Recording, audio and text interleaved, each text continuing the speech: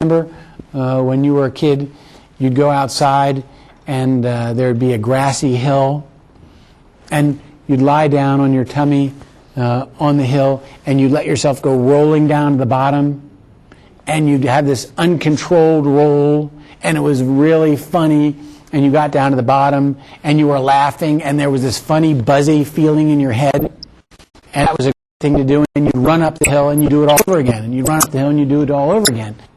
So the kind of activities we're talking about are climbing activities, climbing up, climbing across, climbing down, jumping up, jumping across, jumping down, and all the different roles that we showed you about. We're going to give you a list of 30 different active balance development activities that you can do with your children, and they'll be in the written materials that you'll have at the end of the day.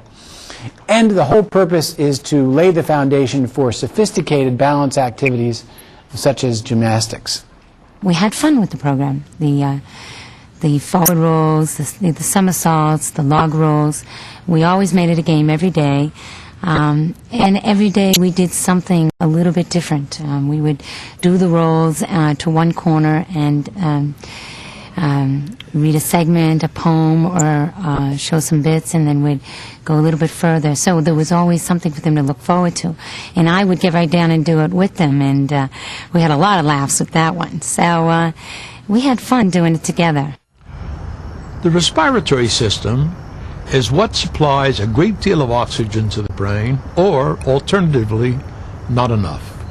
There are two ways for children to have great chests, and therefore great resistance to respiratory infections on one hand, and on the other hand, have great sources of oxygen to the brain for function, intelligence, and all the other things children and everyone else need.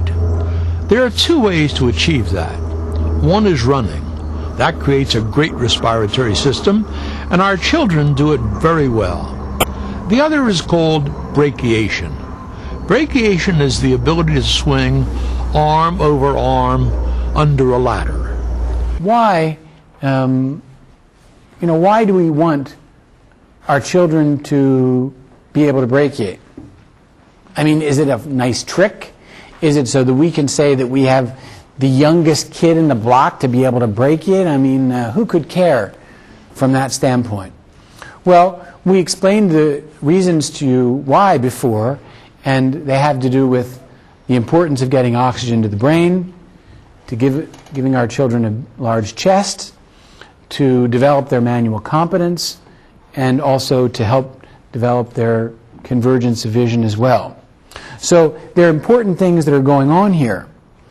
Many years ago, Barbara Coventry, who was our director of violin here at the Institutes, said that the week her daughter Chloe, who was 3 years of age at that point, the week that Chloe became an independent brachiator, that Mom saw a large improvement in her ability to bow the violin. So Mom, being a violinist, being a violin teacher, obviously it was high in her priorities that Chloe should learn how to play the violin. And the question is, why would we see such an improvement in the ability to play the violin because the child became an independent brachiator? Well, the reason is, to play an instrument like a violin, there are two things that one needs to have neurologically. Number one, one needs to have good or excellent cortical opposition, the ability to control and oppose thumb and forefinger.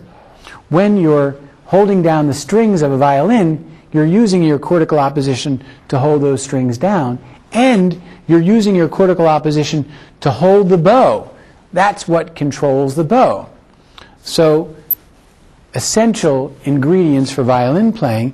And then the second is convergence of vision. One has to be able to see what one's hands are doing, and you have to have that near-point convergence of vision to be able to do that. Why should some 18-month-old want to learn how to brachiate?